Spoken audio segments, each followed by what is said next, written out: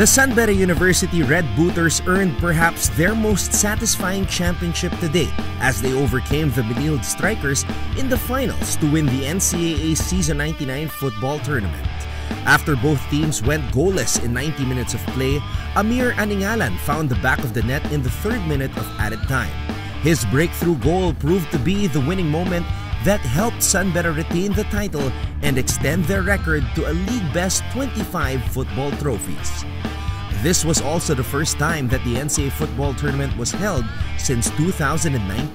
Masarap pang pakiramdam. Talaga naman pag nag-champion ka, kahit sino siguro, masarap pang pakiramdam. And mahabang panahon bago mag-champion ulit because of the lockdown pandemic.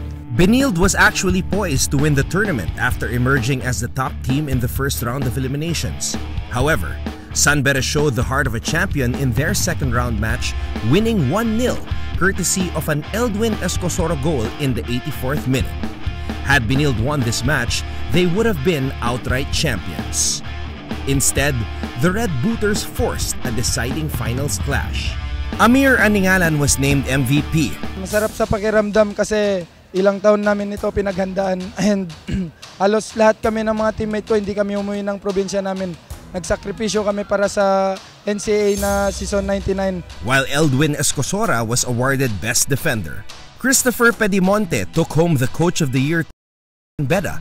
Una po sa lahat, nagpapasalamat kami sa lahat ng pumuntahan, sumuporta simula nung day 1.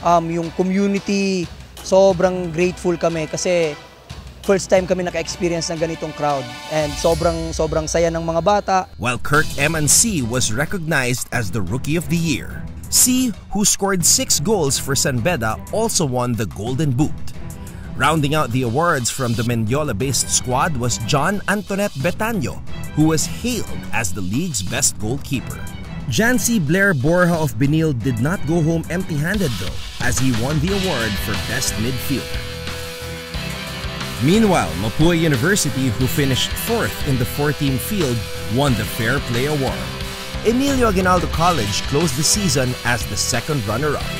And that, mga kapuso, was your NCAA Season 99 football recap.